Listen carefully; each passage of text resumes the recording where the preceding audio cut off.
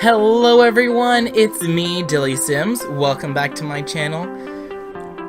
Today is Speed Build Sunday, the day where I decide to build whatever I want, because I'm inspired by something. And I have a story as to what inspired me to make this. I know this could be classified as like an antique build, because a couple of weeks ago I made well, I'm gonna say a couple of weeks ago, but it was more like 2 weeks ago, I made a southern plantation, and that was supposed to be like really old school, and there was no electronics at all.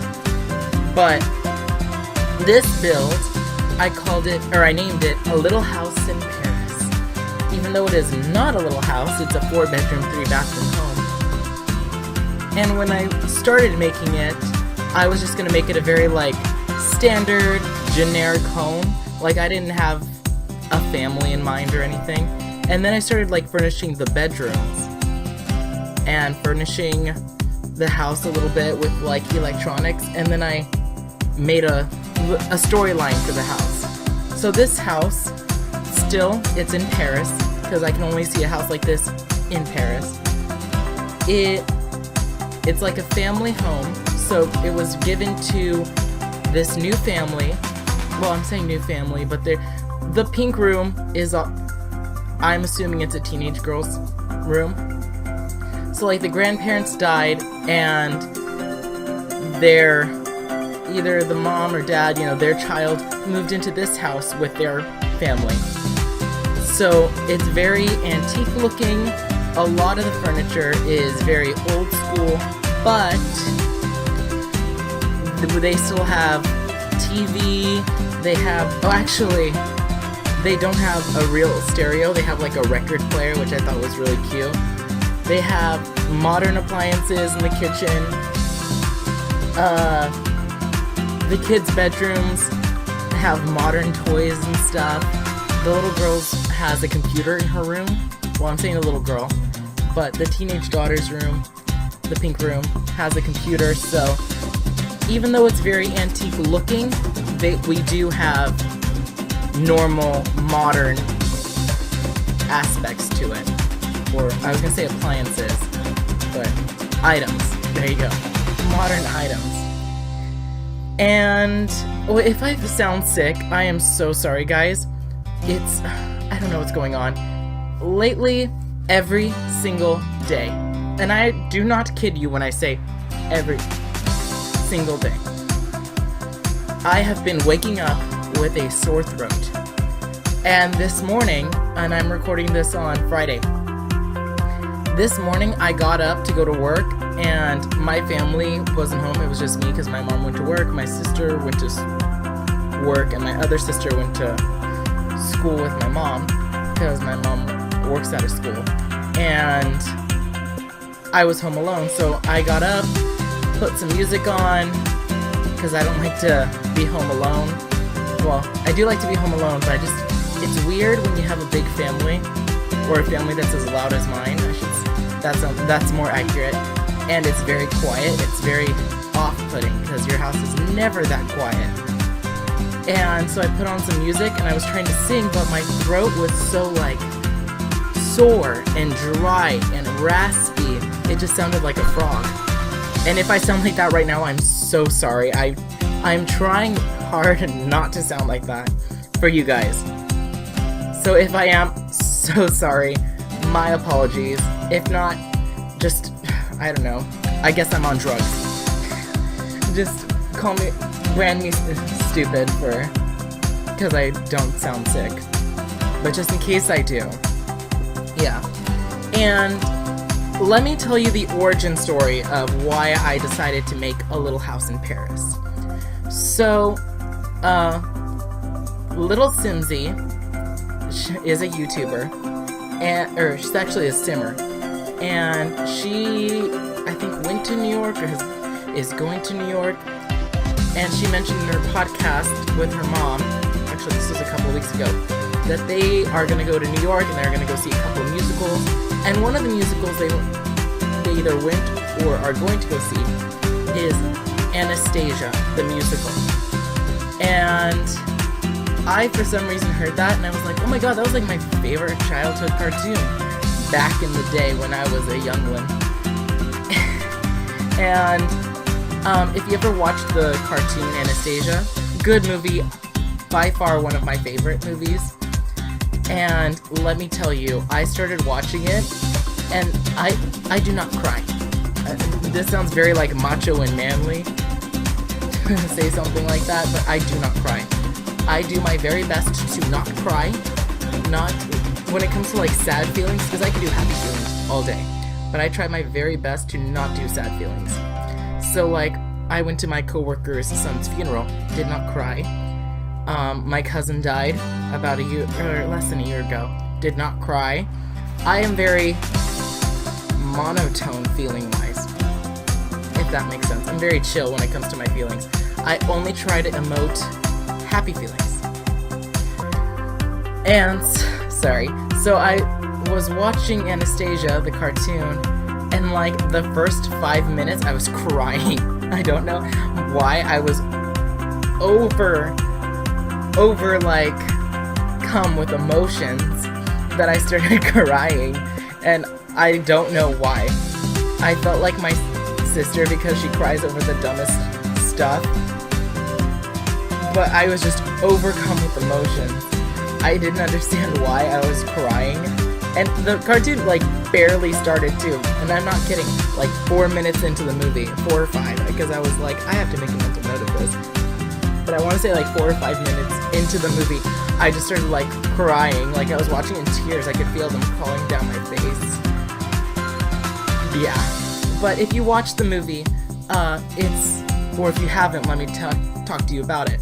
So Anastasia is a cartoon based, okay, I have done some of the research myself, and some of the research doesn't add up, so let me tell you what's going on. So back, I'm gonna say the 1700s. No. What year is it? Early 1900s? Oh god, now I'm so bad. The last, like, ruling family of Russia was Tsar Nicholas II. And he had a family, and it was his wife, his 3 daughters, the last one was Anastasia, and his son, Alexei. It was Alexei is short for Alexander. And they were the last family to rule Russia because they had a revolution during the time of his, like, reign. And the whole family was killed. The Tsar and his whole family was killed. And so, when that news came out, Nicholas's mom, sorry, this might be very complicated. I don't know if I'm explaining this right. Hopefully I am. Nicholas's mom was still alive, and she was living not in Paris, like, because the movie will make you believe that Anastasia's grandma lived in Paris. Not accurate. She still lived in Russia. And after the family died, there was a rumor going around that the youngest daughter, Anastasia, was still alive. Like, somehow she managed to escape, and she wasn't assassinated with the rest of her family. And I don't know, because I've read that there was a woman who claimed to be Anastasia. But I also read, because in the movie, let me talk about the movie first, and then talk about, like, the history. The rest of the history, I should say.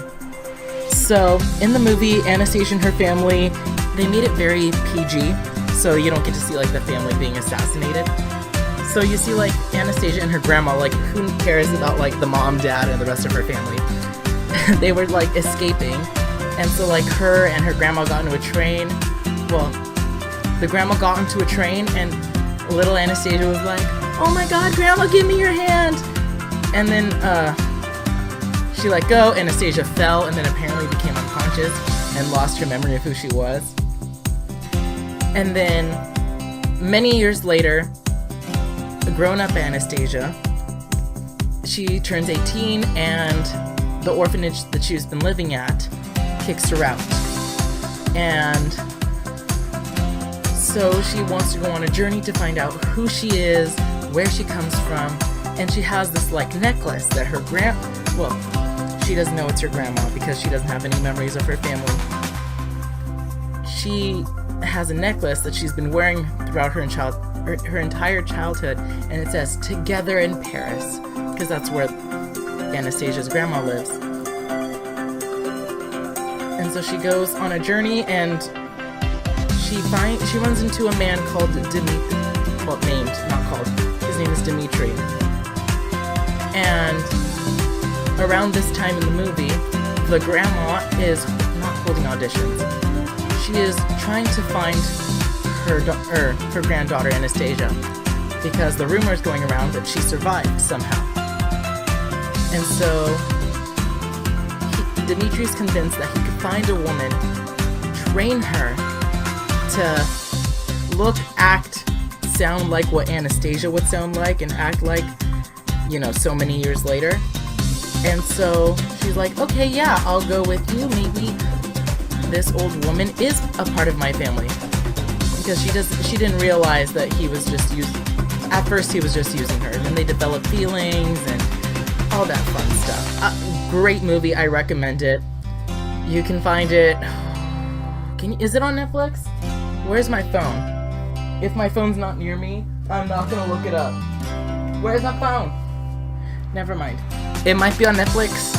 I just went online and I typed in Anastasia full movie for free, and they do have a real life, like one where with real actors, not animated.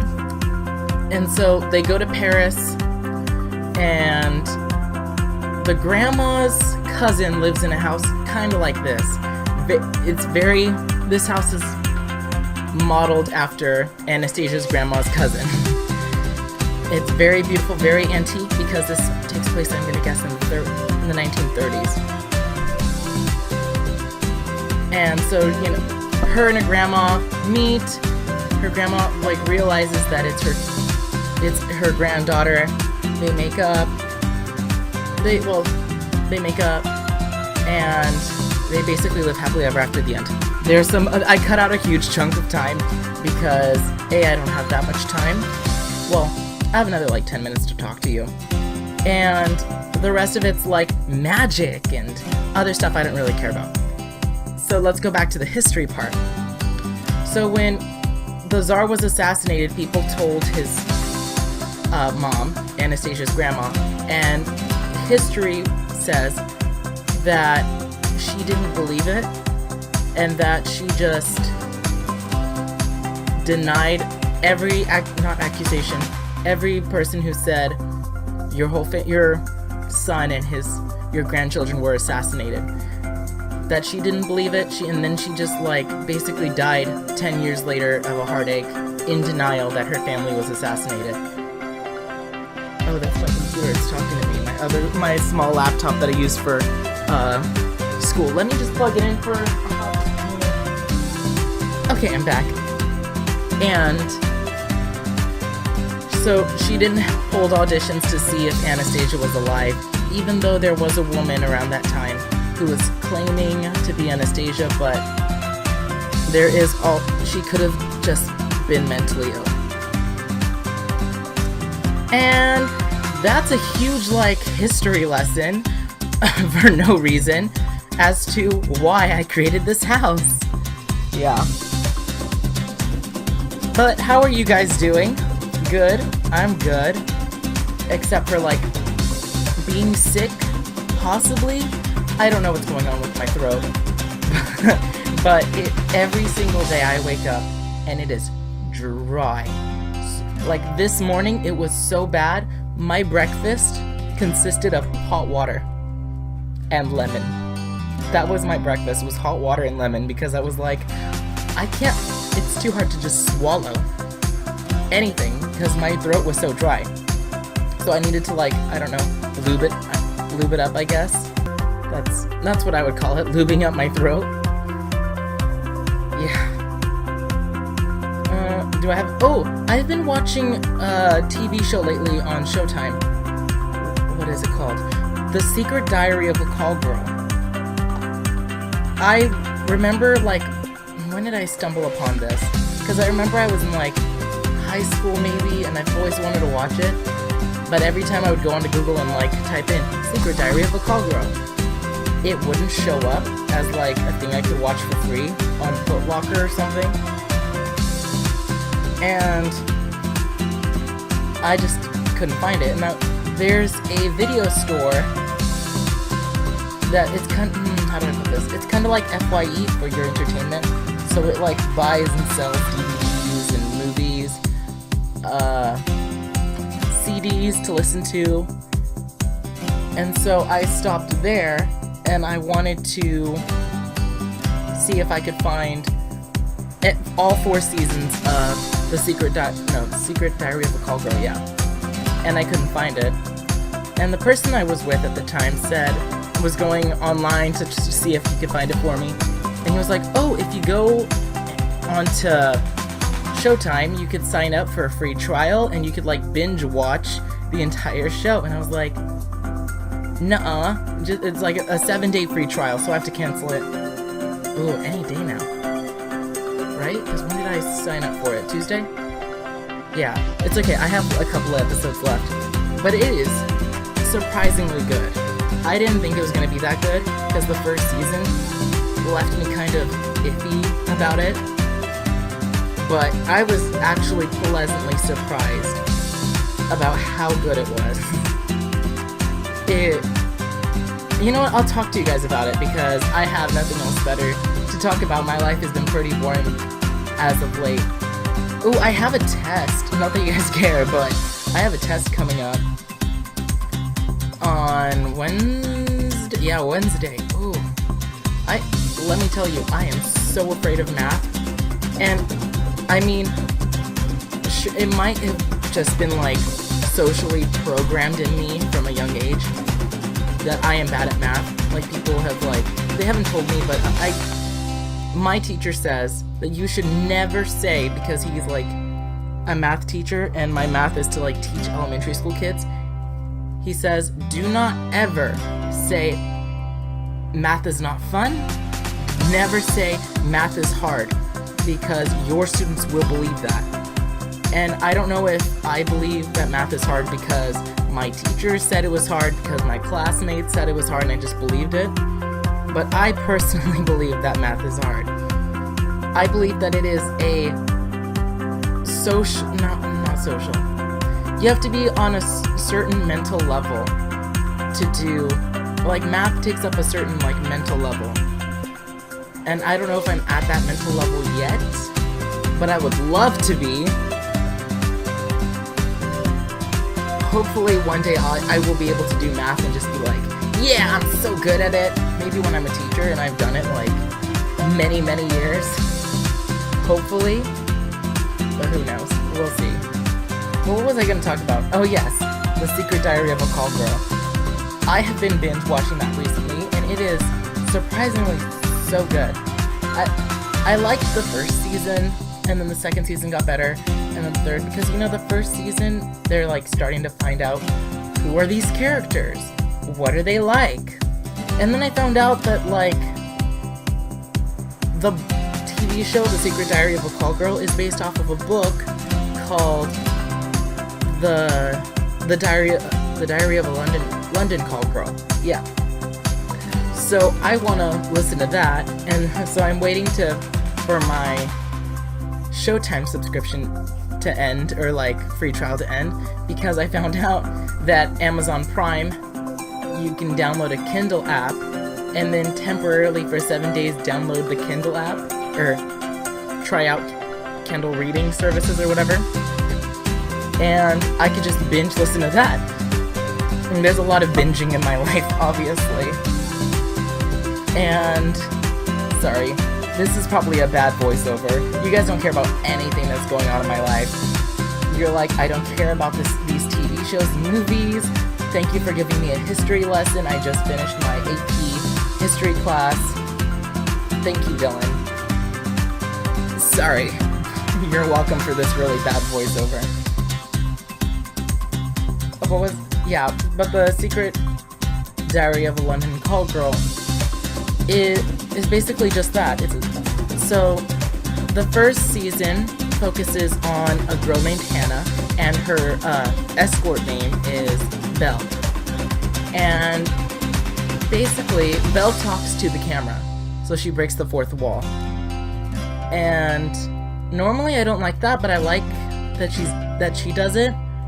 Not that she does it in a certain way that's better than most TV shows and movies where they talk to the camera, but I feel like she's educating me, because in the first season, and this is what I like about it, the first season at least, she like talks to you and she's like, I only wear deodorant, and it takes place in London, so I'm gonna speak in a British accent. She's like, I only wear men's deodorant because when he goes home, he shouldn't be smelling of a woman. And I'm like, whoa, that's genius. I feel like if I wanted to be an escort, I would probably, if I was a woman escort, spray myself with like womanly perfume. But that makes a lot of sense that, you know, you would wear men's cologne and stuff, so, you know, if you aren't the man that you're woohooing with doesn't, you know, smell of you. And then in the second season, she gets a boyfriend, and surprise, surprise, it doesn't work out. And in the third season, she gets another boyfriend, or actually her book starts to take off. And then she starts woohooing her editor, and her editor and her start to develop feelings, and then you find out that her editor is cheating on her. Let me rewind. They became boyfriend and girlfriend, and he started cheating on her. There you go. And that made me very angry. I got too emotionally invested into the characters in Season 3. And then in Season 4, I am halfway through it right now. It's a hit and miss. I don't know if I like this season. But they are becoming more funnier with their like lines and stuff. And I'm getting close to the end of the video, so sorry I have to end. Let me know what you would like to see built, and I will try to build it. Let me know what you think of the build. If you want to download this build, you can find it in the gallery by searching the name, Little House in Paris, my name, DillysSims in the gallery, or the hashtag DillysSims. Like, subscribe, comment, do all those fun YouTube things, and I will catch you guys all next time. Bye, everybody.